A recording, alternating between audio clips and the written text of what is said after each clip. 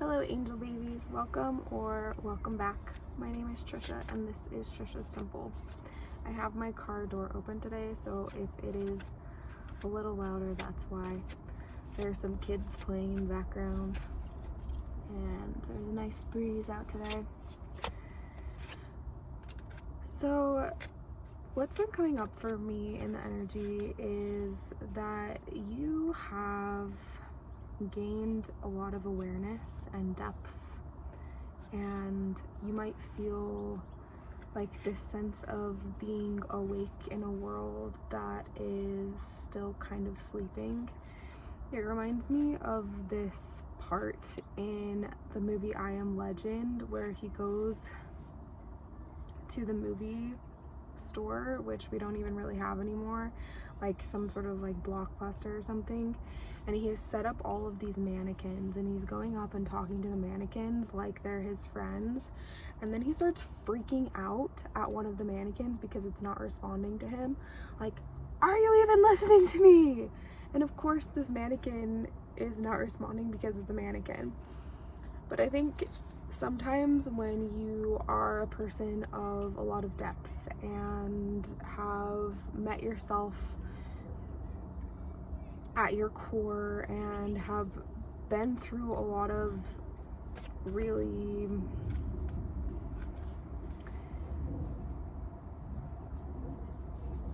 challenging things in your life, it can be brutal when you're talking to somebody who hasn't met themselves at that level.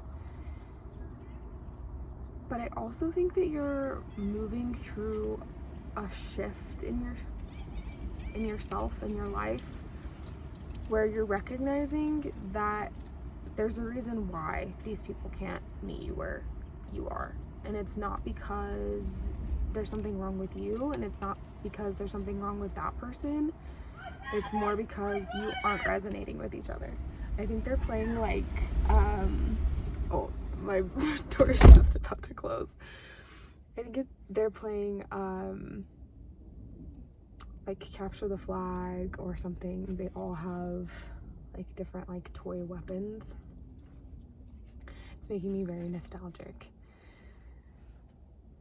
I have a lot of brothers and male cousins, so a lot of our games were kind of violent.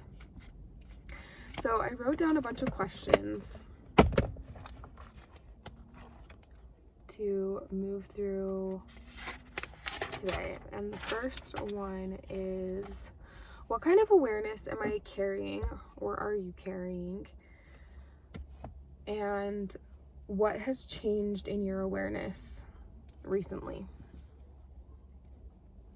around your depth and being awake in this world that isn't always ready for that type of depth.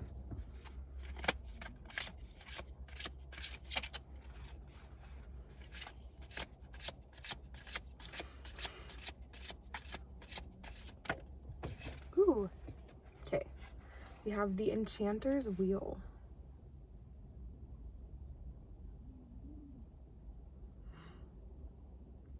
This wheel, or just like any Wheel of Fortune type card, reminds me of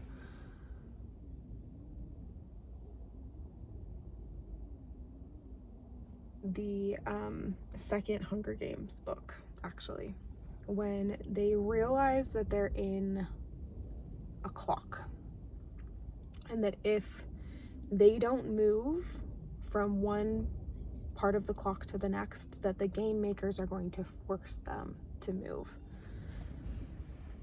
So what awareness are you carrying?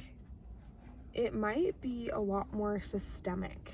It might be something where you kind of have this ability to zoom out and see the more existential part of life,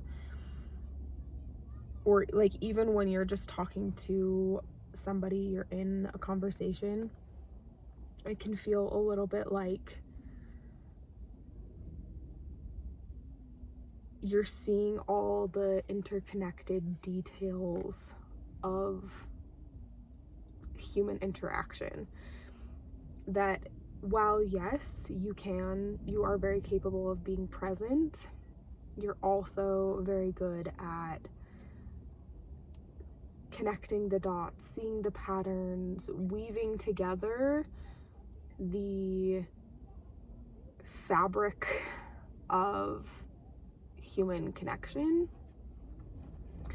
And while that is a gift and beautiful and makes your life more magical and deep, it can also be a very heavy thing to carry, because it also comes with being able to see the darker parts of life. And you might feel some of the heaviness, the emotional weight, that you might have been a child who, like, you would hear something on the news like, oh, there was a fire down the road, or somebody got hurt, and you would carry that with you. You would feel the emotions of others very deeply. And so when you hear about things like something happening in another country, you almost feel like personally responsible to save the world.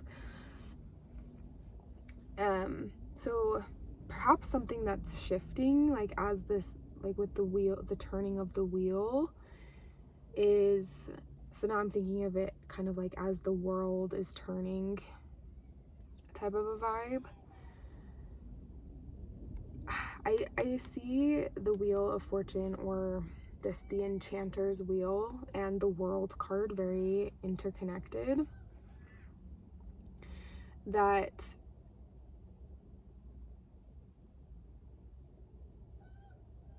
you're realizing that you cannot hold the weight of the world in your hands, on your shoulders.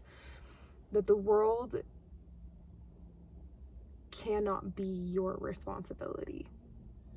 That you, as like the one person that you are, have gone to great lengths to meet yourself, and that it is each person's responsibility to meet themselves where they are, and that you can be a space holder, you can be a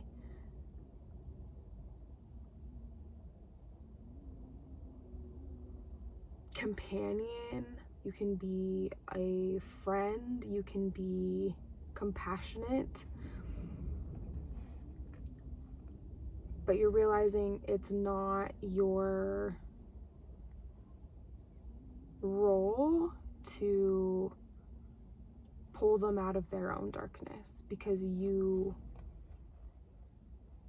are pulling yourself out of your own darkness. And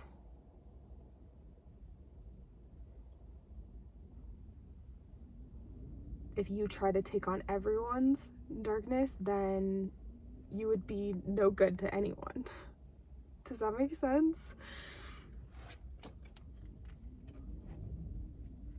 Okay. How did this awareness that you have developed over your life start? This could be like more of like an existential type. Goodness, these are all like flipped upside down and backwards, and okay, I think we've got them going the right way now. How did your awareness develop?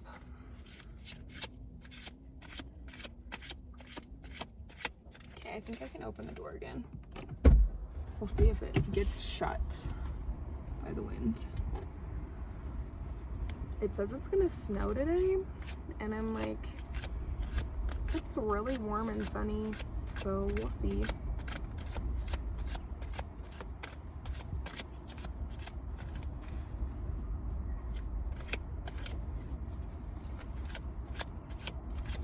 find... Ooh, okay, there we go. 5 of Spells. How did this awareness develop within you? This is definitely giving, like, honestly, like, what's going on around me right now with these kids playing what they're playing. It's kind of the vibe of conflict and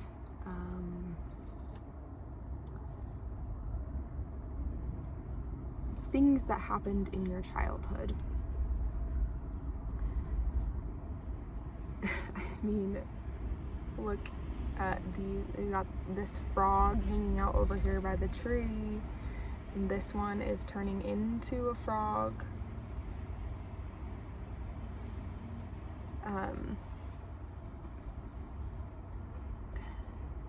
So I think that your awareness developed through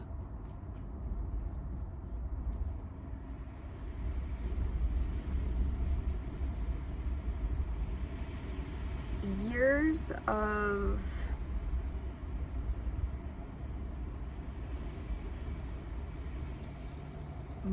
molding yourself to certain systems, belief frameworks, societal expectations,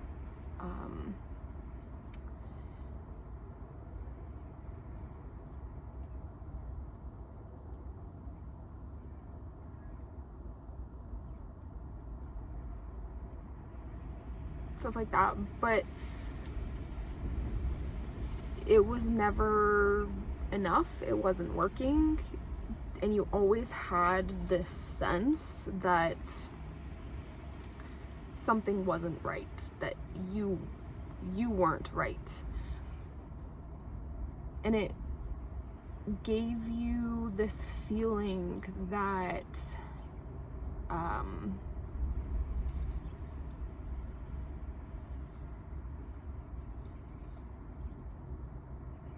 you needed to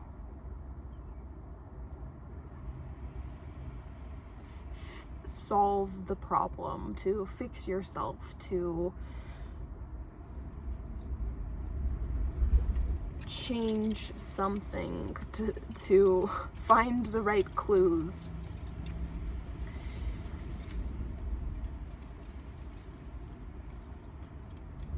It's like there was this tension between who you were, who you are, and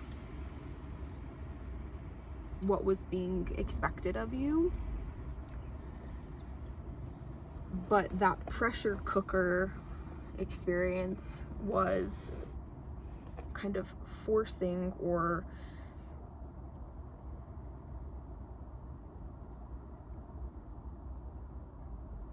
creating the space for you to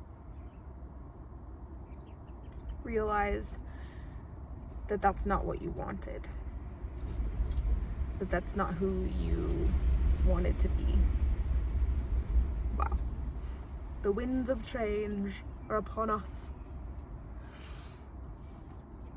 And you began to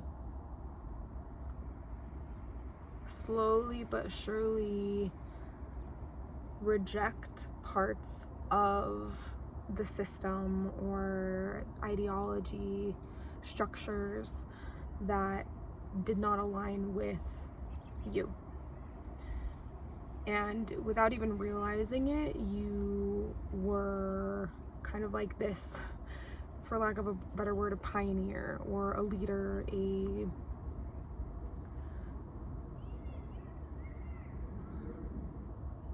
you were just like forging your own path, going in a direction that made more sense to you than what was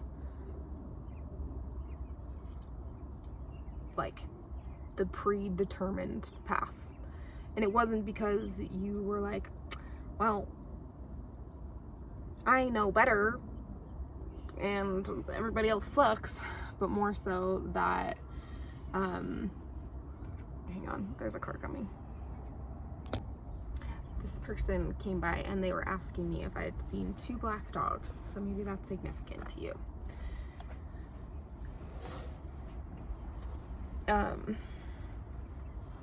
So I think that you were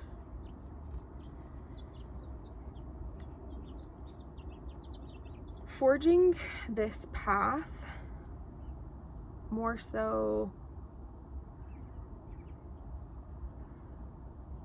based on like seeking something that you didn't consciously know that you were looking for, but little by little it's become more and more conscious to you what you are seeking, and it's that you are seeking a connection to yourself.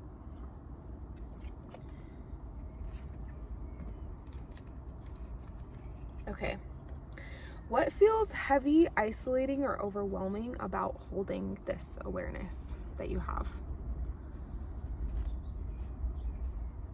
And yeah, what feels heavy, isolating, or overwhelming about holding this awareness?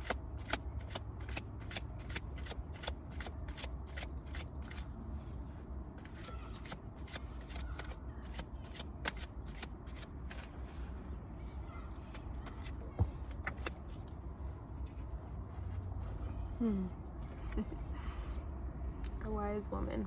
Let's read what it says in the book.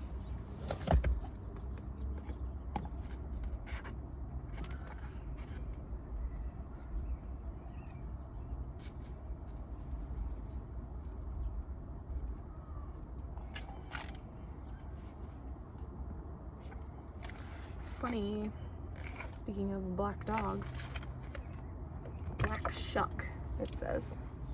Come back here.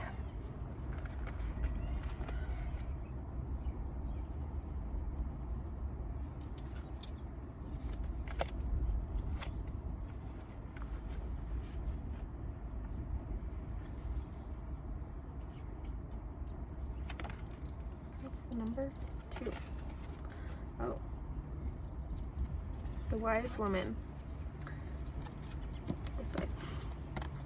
At a place where forest paths diverge stands an ancient apple tree. One side bears the silver apples of the moon, the other the golden apples of the sun. You can pass beneath these boughs to take either the dark path or the light path. There is an allure to both of these paths, with positive and negative aspects to each. Your choice is not obvious. The Wise Woman sits among the apple roots in this liminal place between possible futures. She won't make decisions for you, but she can help you decide for yourself. Skilled in the old ways, the Wise Woman works with her guides and spirits to read the auguries. I don't know that word. And gathering up her oracular charms, she casts them upon the cloth, watching them fall into a pattern she understands. Now she meets your gaze, arching an eyebrow with subtle amusement. Do you really want to know your destiny?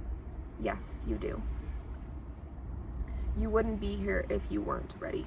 The Wise Woman card confirms that there is a core of depth of deep knowing within you, but you may need spiritual guidance to access it.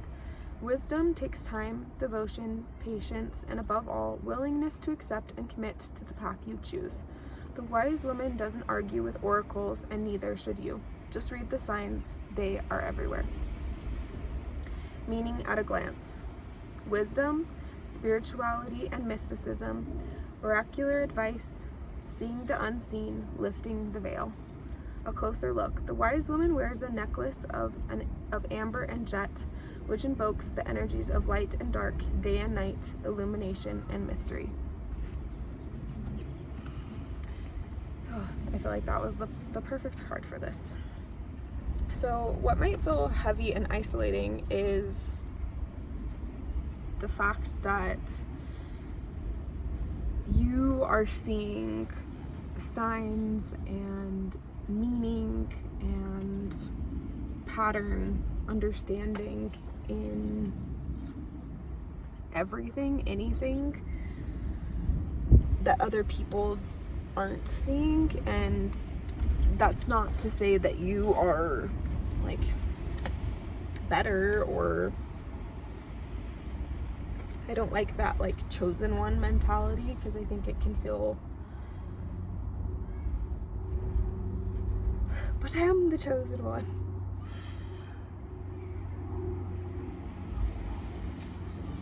I don't like the idea of spiritual hierarchy. I think that's just another way for ego to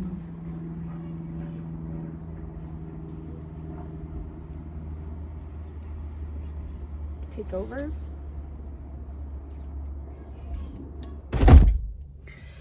And I think that you might feel isolated by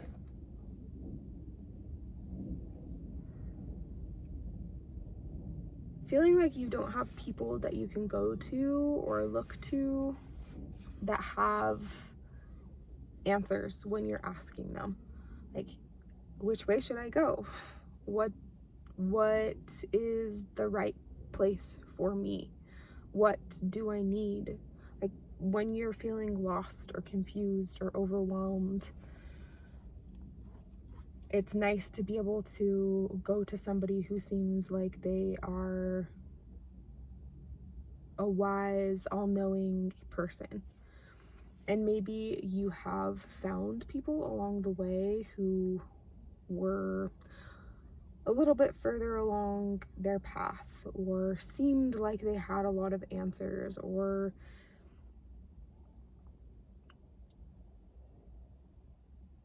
were manipulative, or in some way were in like an authority position over you. But at the end of the day, you realized that you were the one who had the answers for yourself. And that can be simultaneously very daunting and reassuring. Like, oh, I don't have to find somebody else to tell me what to do.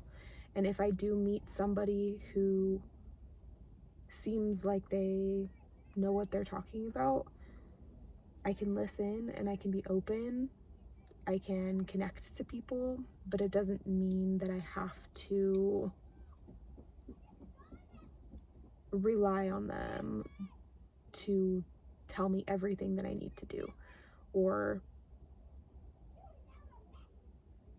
expect them to solve all my problems. Just made eye contact with the child.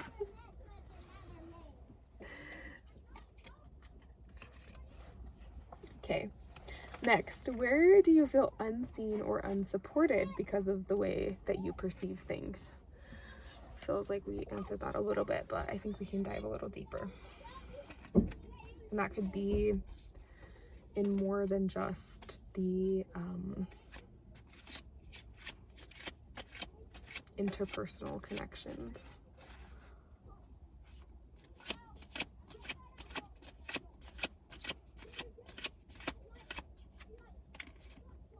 Six of Boons.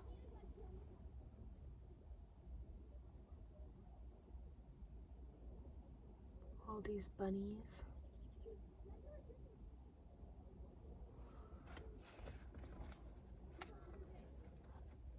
I think that when you are in moments of transition, in moments of like hibernation, going inward, wintering, and then that transition back into spring, like the thaw, the remembering how to live again after a painful season. In those times, you might feel especially unsupported or unseen. Like, those liminal spaces can feel very lonely and isolating, and like you are the last man on earth, even though you're surrounded by people.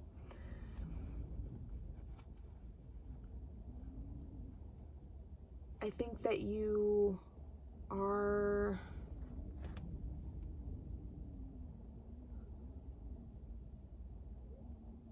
extra soft during those times, and what I mean by that is that you are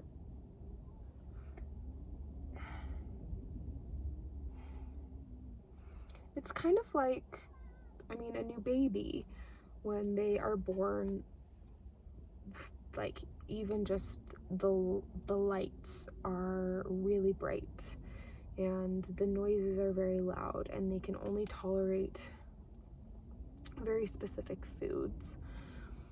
I mean, their mother's milk in the very beginning. And you might feel those times where maybe there are only like certain movies or TV shows, books, things that used to comfort you, that you can't even go to those things anymore. And during those moments, it can feel extra raw and real that you are this aware, deep, sensitive soul that you are, and how exquisite and challenging it can be at the same time. That it can be scary to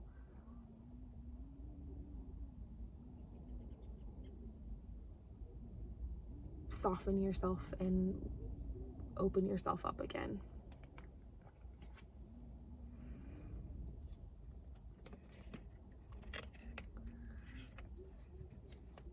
I think I still have a question about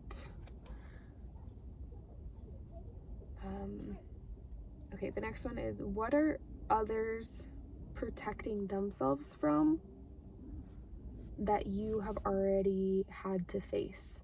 And I don't mean that as like a critique of other people or you, but just like a context and a moment of reflection.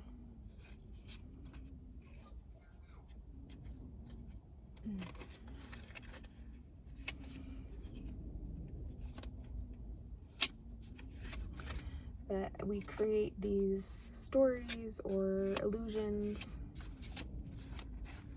for ourselves that can be protective.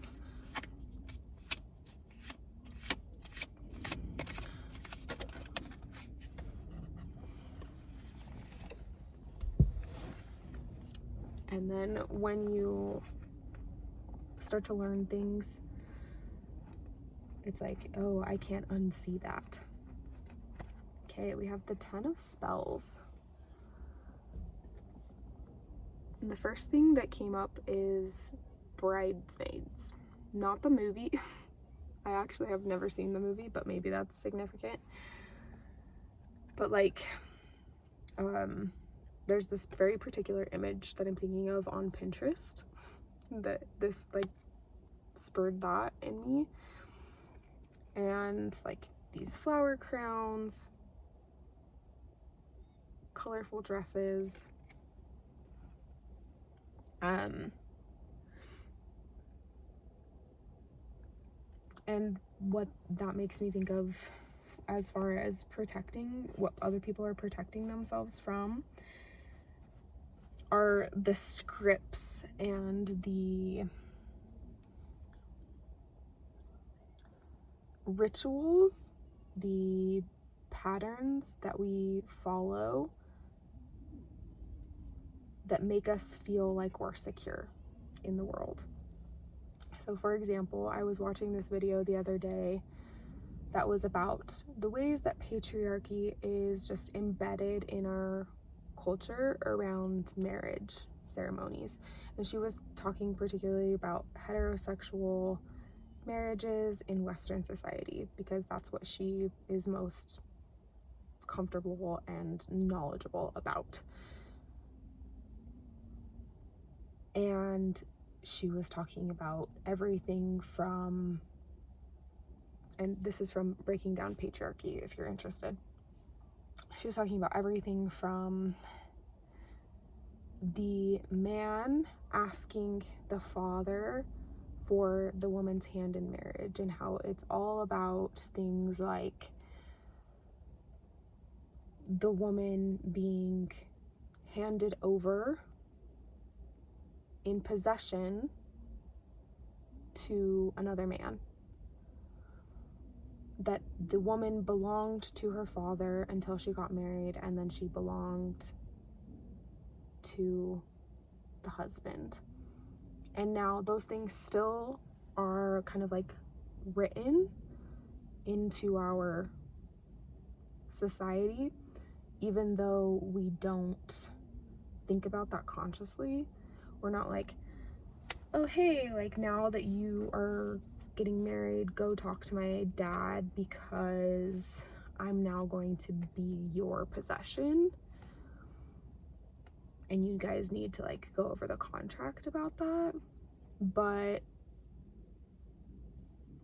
I think that something that you have become aware of is more of those like unwritten rules that are operating in our culture, in family, in your family system, in schooling, in maybe a religious system. I'm thinking of just like different laws or cultural expectations. And for some people, they might feel more comfortable just going with the way that things have always been, or believing somebody who sounds like they know what they're talking about, who has a specific title or rank or something like that. And I think that you are not so easily swayed. You're one who asks a lot of questions, and that can make a lot of people uncomfortable.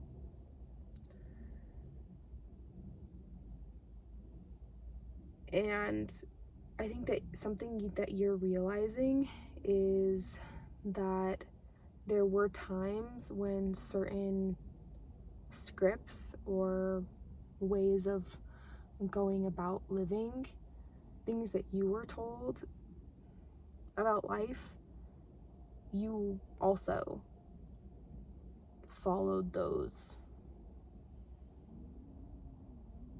programs or scripts or expectations. Some of them very unknowingly or without realizing that they were, that there was another way.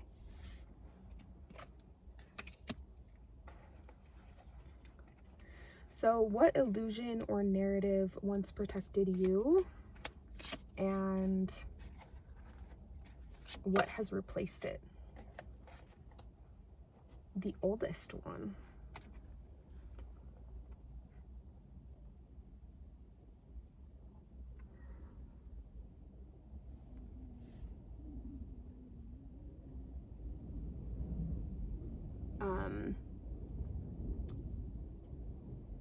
This is making me just think of like ancestral roots and the ways that we are connected to generations before us.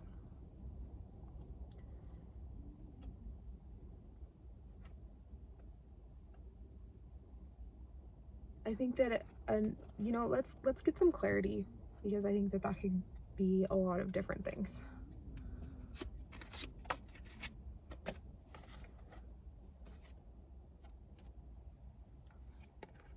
This one came out in the last reading I did with this deck.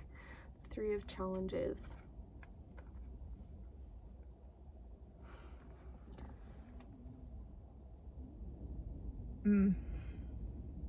Okay, yeah. So a big one that is coming up for me is the belief that family, it's kind of like, what is that phrase? It's like blood over water or something like that. Just that, like, no matter what, you have to be loyal to your family or to, like, the people who raised you. And I'm thinking of, like, when parents have that attitude that, like, oh, like, I brought you into this world and I raised you and I did all of these things for you, so now you owe me. And I think that that might have been something that you were kind of brought up to believe, or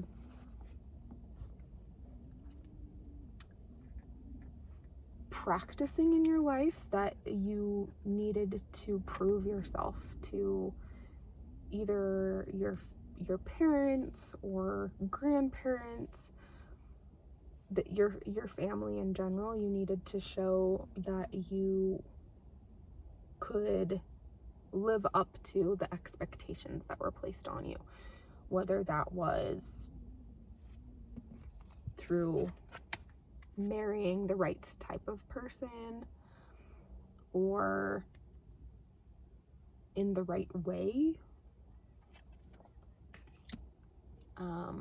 Maybe it was through the type of schooling that you did, or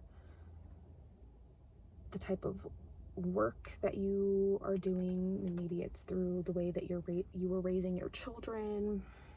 Something along the lines of kind of like following in the footsteps of the people before you to make them proud. And maybe there was a time where you were feeling like happy to do that, or at least you thought that you were, and you felt like, wow, I can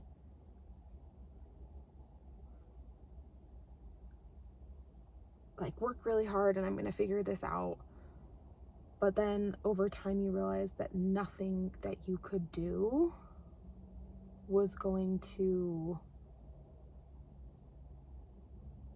actually like prove to them that you were worthy of love, or kind of like make the cut.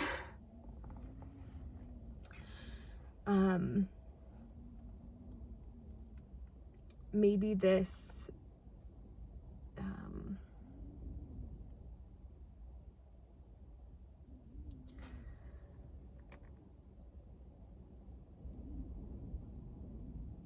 narrative or belief illusion that you were living under made you realize that you could do things your own way, that you could make a different decision than your parents or your grandparents, your aunts, your uncles, your cousins, your siblings.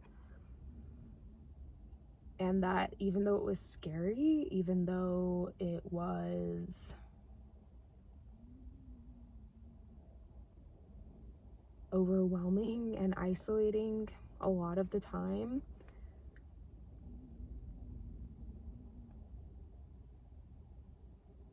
you felt more connected to yourself, and little by little you were finding more opportunities to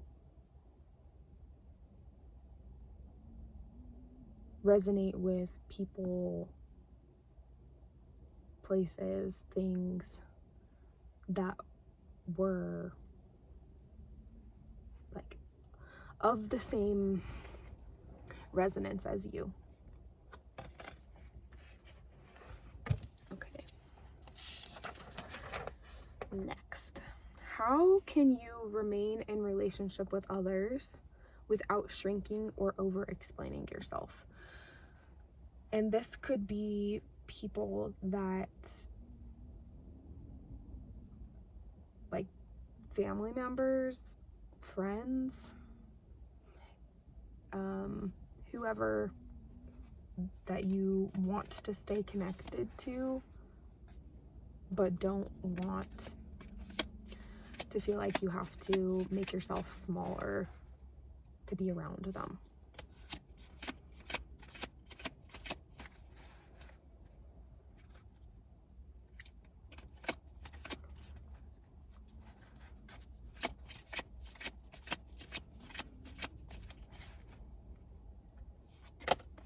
Ooh.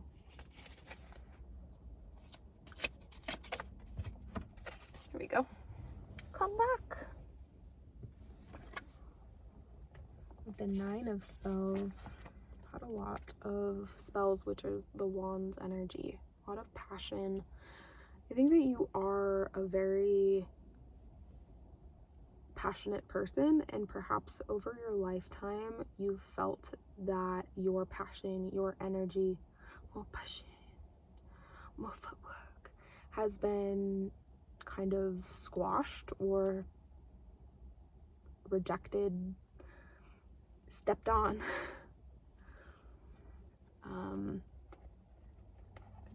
Like your fire was being put out by people, situations, systems that told you you were doing it wrong or you were too much in some way. So how can you remain in relationship to others without shrinking or over explaining yourself?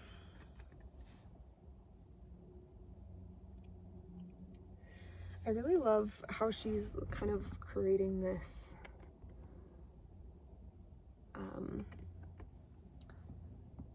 it's making me think of like a circle of salt. Like a lot of witches will use salt as a barrier spell. I think that you are able to be around anyone that you want to be around by practicing your energetic boundaries and remembering where you want to give your energy and where you want to hold your energy. So in practice, that might look like when you're having a conversation with somebody and they are projecting onto you, that you first recognize what's happening, which I think is something that you've become quite literate at, very good at. You're like, interesting. Yeah, that's not for me. Thank you. Have a nice day. And I think that you've have ways of doing it that are your own, like you make it your own. Like if you were at a family party, for instance, and somebody started saying something that was just out of line, you're like, what was that you just said? Did I hear you correctly? And then kind of makes them reflect on whatever it is that they're saying. Makes them repeat the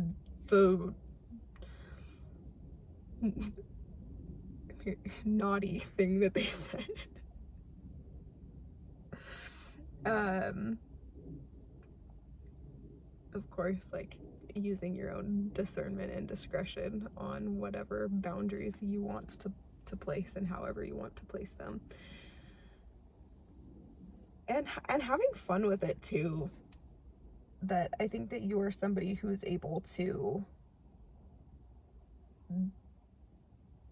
use your passion and playfulness and curiosity in these situations to observe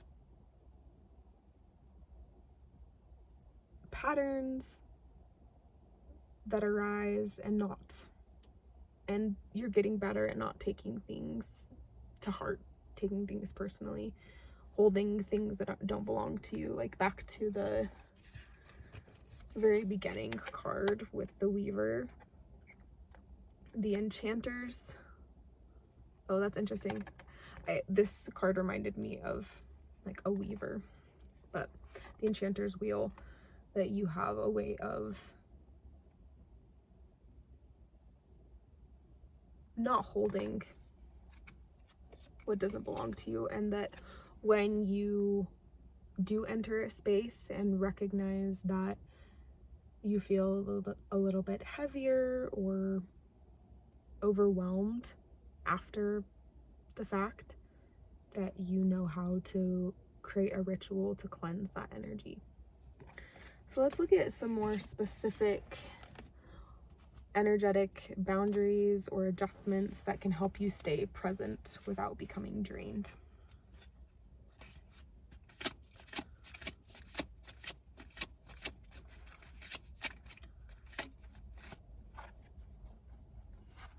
The Four of Boons. Oh. Yeah, I feel like this is like the perfect card for that. This is the boundaries card if I were going to choose a boundaries card. This also is giving family party. I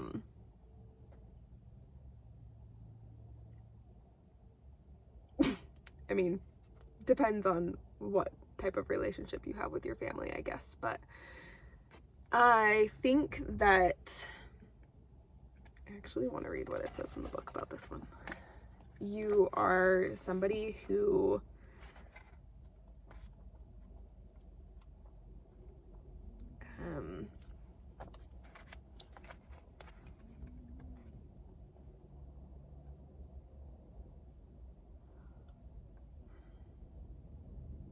again, like, I want to be careful about turning you into some like chosen one, messiah or martyr, or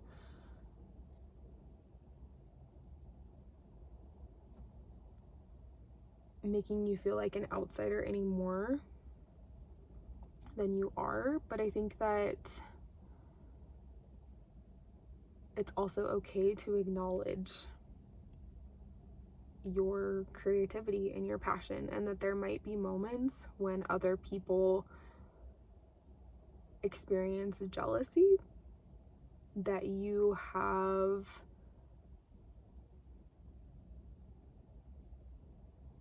learned how to harness, that you've taken the time to meet yourself at the depth that you have, and you know how to use your creativity.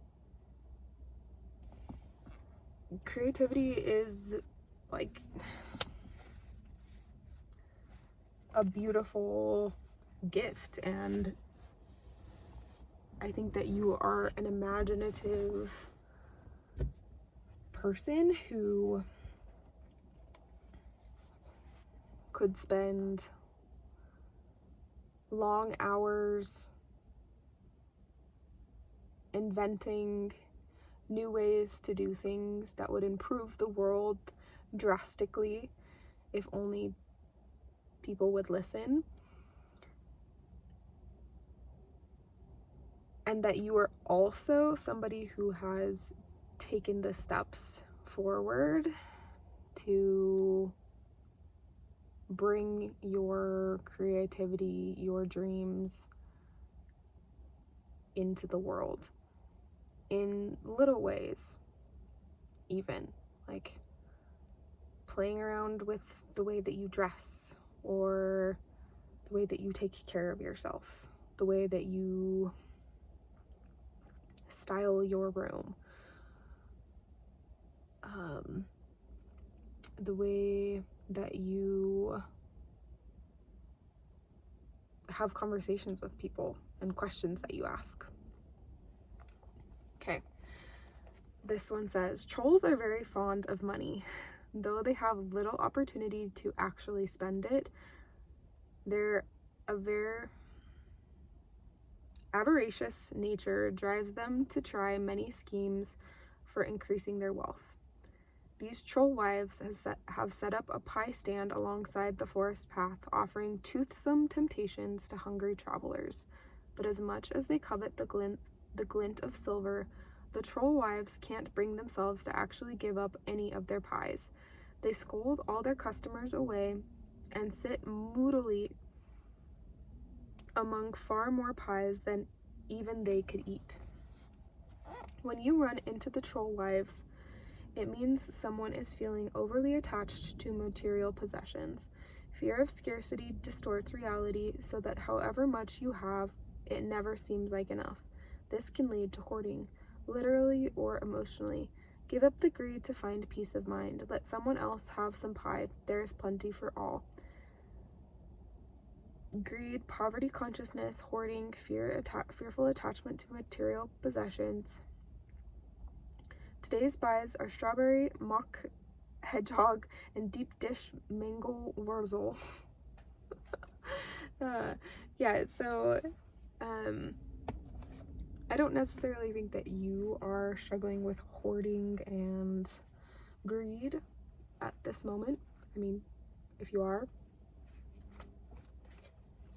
you might look into that if you feel so inclined. But maybe the people around you have especially struggled with that scarcity mindset. Maybe you were raised with some scarcity mindset, and because of that,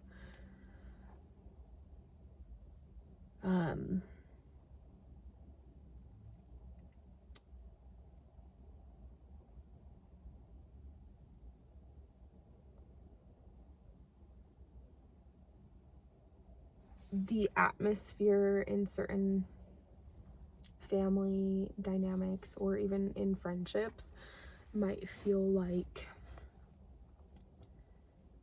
love is a scarce resource, or money is a scarce resource. And so if I give too much, maybe it won't come back to me. And I think that you have been a very generous lover, giver, and you're learning that you can still be that type of a person, but to be conscious of how others are receiving you. That the type of people who can receive your love are also likely to be the type of people who can give in return. And you aren't thinking about this in the like quid pro quo, demanding something in return type of a way, but more so in, I'm going to be considerate of my own energy and caring for myself, and that also my resources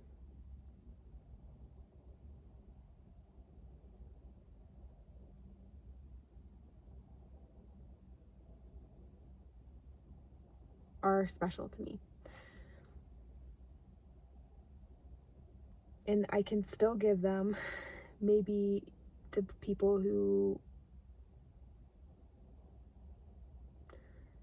don't value them in moments when I am feeling well resourced. but not all the time.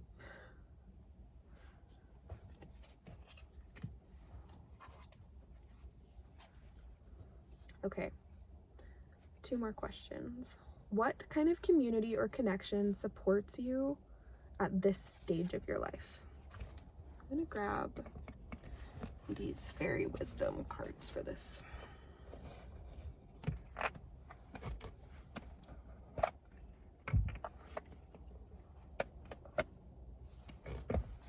What type of community or connection supports you?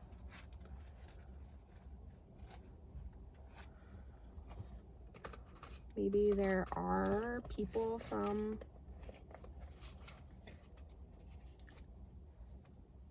your past that you're bringing into this next chapter of your life. Maybe there are new people that you're connecting to, or shifts that you're making within spaces that you've already been a part of to help kind of enrich or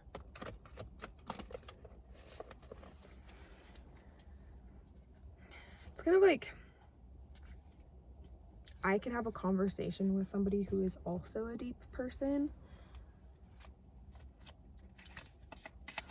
but sometimes we can both be a little bit on the careful side because we have both been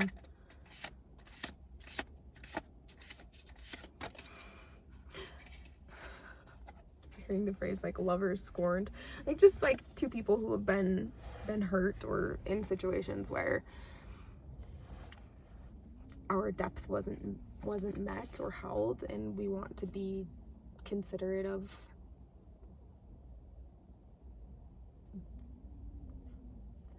that. So if we start to have interactions with people and we realize that we've been pacing ourselves, but now we can go a little bit deeper. Okay, the siren fall. The call is heard and receives a response. That's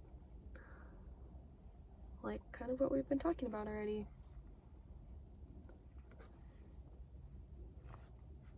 I think that you have been putting in the call, putting out the call, and so have people who also want to be met at their depth, and that type of resonance is going to magnetize you to each other.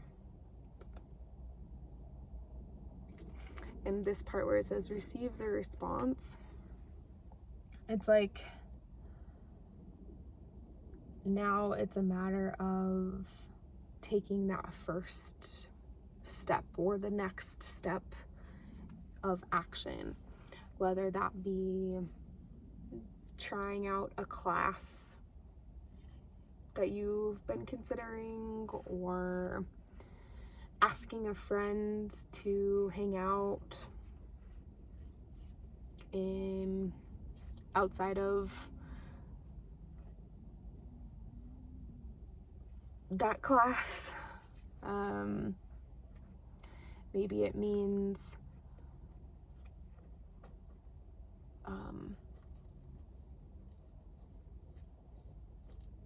sharing something a little bit more vulnerable with somebody that you have been getting to know.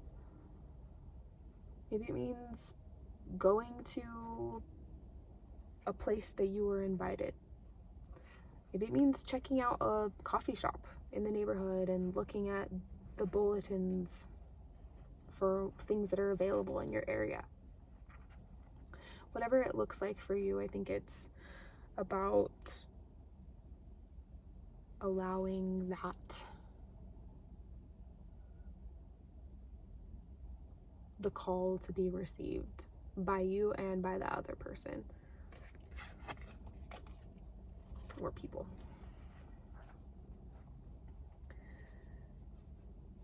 Let's look a little bit more closely at the type of community, kind of community.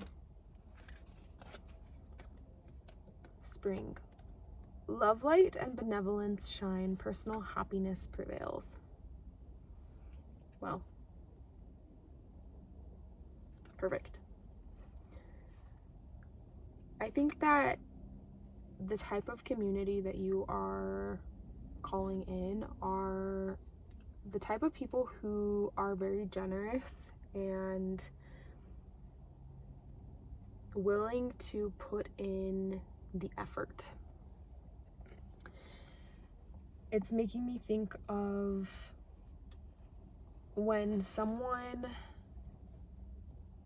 is excited about something and you are just as excited about it, they are just as excited about it, and because of that, it's like you're all, as a community, as a collective, as a group, putting in your energy towards making that thing happen, whether it's to like have a group hangout, and so you're all bringing something to this group hangout, or it's like you are like going to a class and everybody there is just as passionate about it as you, and because of that you're all like resonating, you're all vibing together over your shared love of this thing that you're doing. I think that that's the type of community and support that you are finding, are people who aren't afraid to show their love for the things that they're passionate about and for just life in general. And my last question is, how can you hold your awareness with compassion towards yourself and others?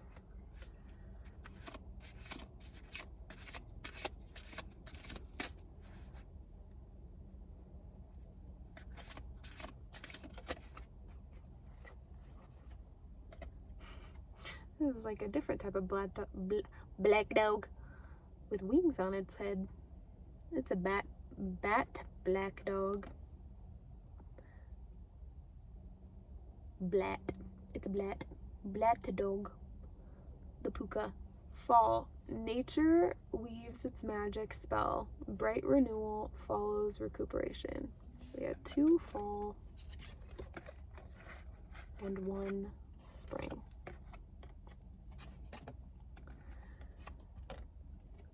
Nature weaves its magic spell. Bright renewal follows recuperation. Let's read about this one. I don't think I've ever pulled this one.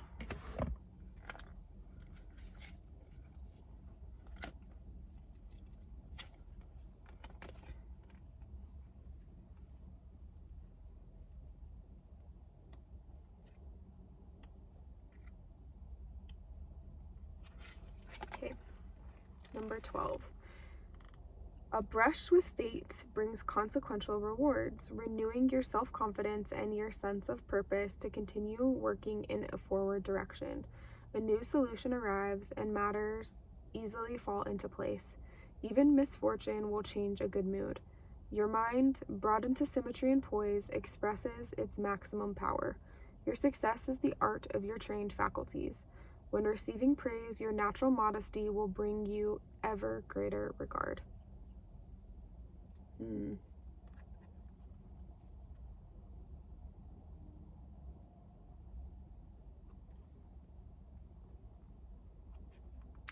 So how you are holding your awareness and compassion for yourself and others,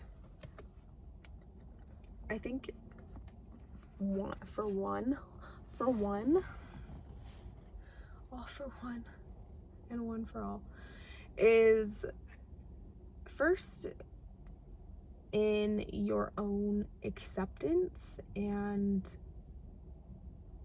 confidence in your awareness, believing that it is a superpower of yours, that it's a gift that you have cultivated throughout your life, and it allows you to see the world in a different way.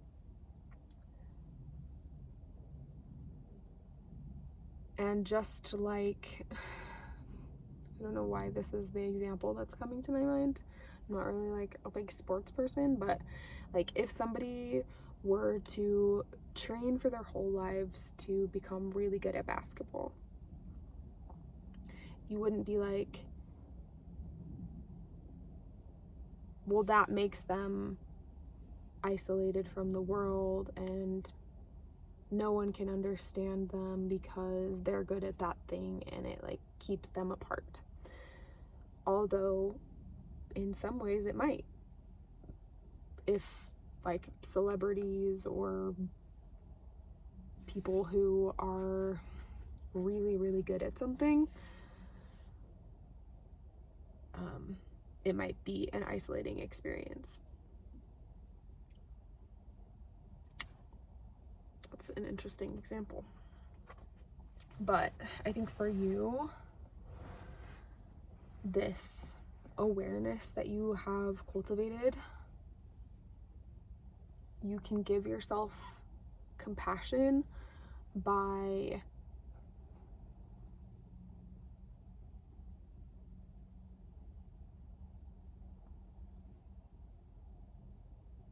going back through your story and remembering how you got to where you are now,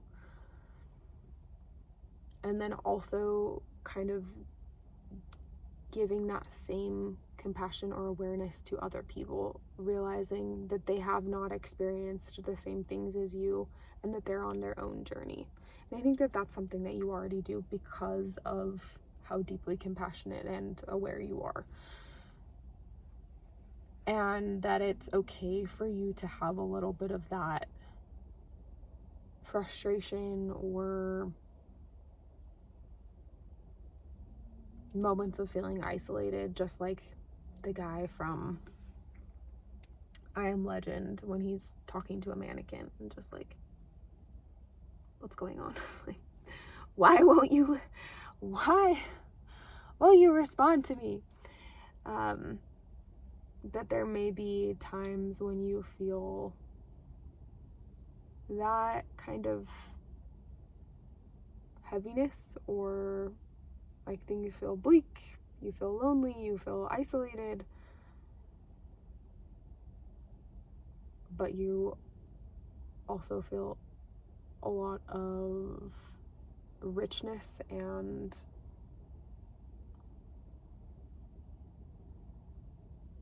wholeness that life offers, that not everybody gets to experience because of the range. You've got range.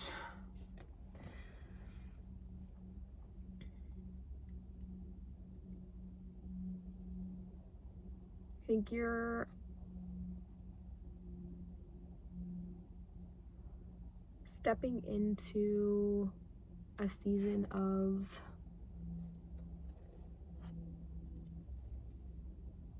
also like no longer needing to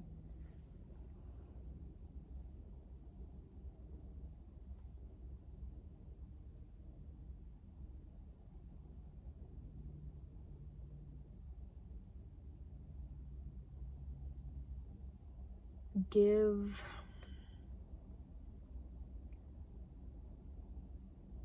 complex stories or over explain yourself. You're allowed to be misunderstood.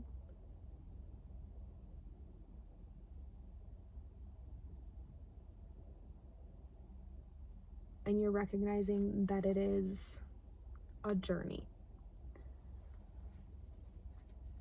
You're seeing how you have been unpeeling all of your layers over the span of your lifetime, and what a great pleasure that has been, even if it has been also deeply challenging. You wouldn't have it any other way. And I am thankful that you are here as a companion to me on my journey. And if you're interested in a personal reading, you would like more support on your journey, I would love to be a witness and a friend to you on your journey. Thanks so much for being here. Love you. Bye.